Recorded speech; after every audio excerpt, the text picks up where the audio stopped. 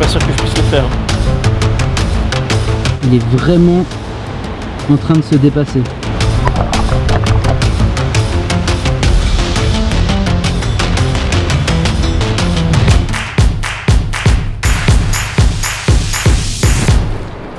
Cet été, je me suis donné pour objectif de vous faire découvrir des lieux qui sont pas ultra connus.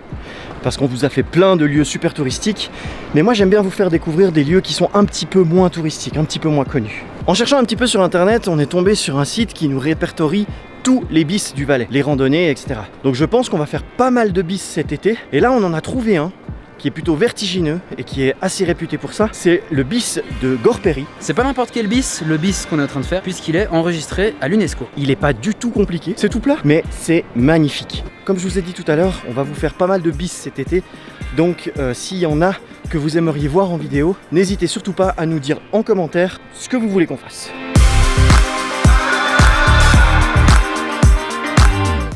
On soupçonne que ce système permettait dans certains contextes aux gens qui habitaient dans les alentours de savoir si le courant continuait ou pas, en fait, de savoir si le bis était actif ou pas. On sait pas, c'est vraiment une hypothèse, donc dites-nous dans les commentaires si vous savez à quoi ça sert, et comme ça on sera fixé.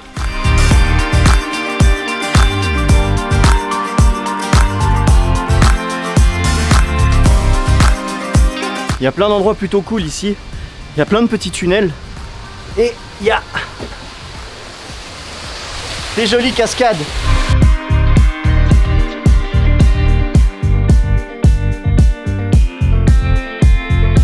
Quand on vous dit que c'est un bis vertigineux, c'est parce qu'il y a ce genre de passage. Juste une petite corde. Faut pas croiser à deux, hein. Et ah mais je suis pas sûr que je puisse le faire. Qu'est-ce que je t'avais dit? Ah non mais là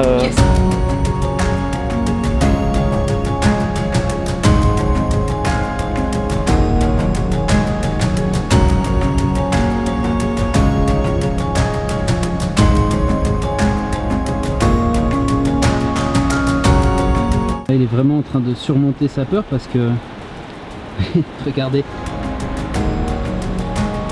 pour un mec qui a le vertige, moi j'ai pas le vertige et pourtant j'étais pas tranquille, donc là il est vraiment en train de se dépasser.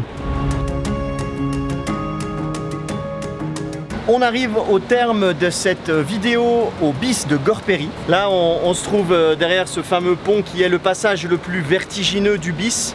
Alors en toute honnêteté, vous n'êtes pas obligé de le faire, il y a un tunnel qui vous permet aussi de le faire, donc c'est un bis que vous pouvez faire même si vous avez le vertige. Moi perso je pense que c'est mon bis préféré que j'ai fait, parce qu'il n'était pas hyper long, il n'est pas trop compliqué à atteindre. Non. Comparé au bis du Rho où tu marches quand même un bon moment avant d'arriver au bis. Là c'est assez facile, il n'y a pas vraiment de montée, de descente, c'est tout le temps plat en fait. C'est tout le temps plat à part au tout début. Je dirais que vous marchez au total 20 minutes et vous voyez le bis, à peu près. Et après c'est tout plat. 20 minutes facile. Ouais. Il y a un parking juste à côté, faites pas comme nous on s'est trompé de route. Du coup on a fait un bon détour d'1 heure en descendant dans la forêt jusqu'à ce qu'on se rende compte qu'en fait le bis était en haut. On était là en bas? Ouais, juste où il y a la rivière là.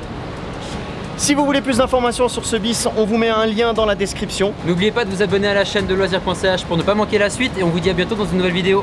Ciao, ciao.